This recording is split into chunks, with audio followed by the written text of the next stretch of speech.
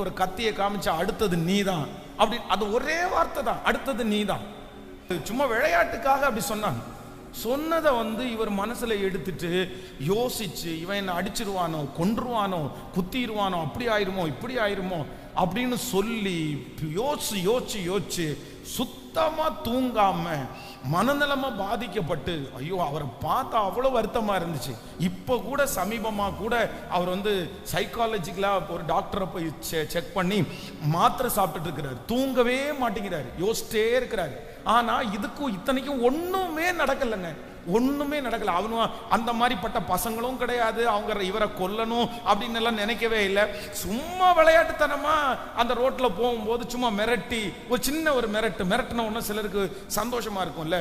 இவர் இதை யோசிச்சு, அப்ப ஆண்டவருடைய பிள்ளைகளே நம்ம ரொம்ப கவனமா இருக்கணும். சில காரியங்களை ஆண்டவருடைய பிள்ளைகள் அந்த இடத்திலே தாவீதை போல விடுறதுக்குரிய கிருபையை ஆண்டவர் நமக்கு எல்லாருக்கும் தரணும். நான் நம்புறேன். விட்டுருங்க, அந்த பிள்ளையை குறித்து பேசினதை நீங்க விட்டுருங்க, உங்களை குறித்து அவமானப்படுத்தினதை விட்டுருங்க, நீங்க கடந்து போகிற அந்த சூழ்நிலையை விட்டுருங்க, எதிரியை விட்டுருங்க.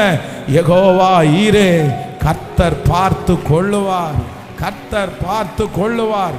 அந்த சூழ்நிலை சரியாகும். எரிந்து கொண்டிருக்கிற தீயை கர்த்தர் அணைப்பார்.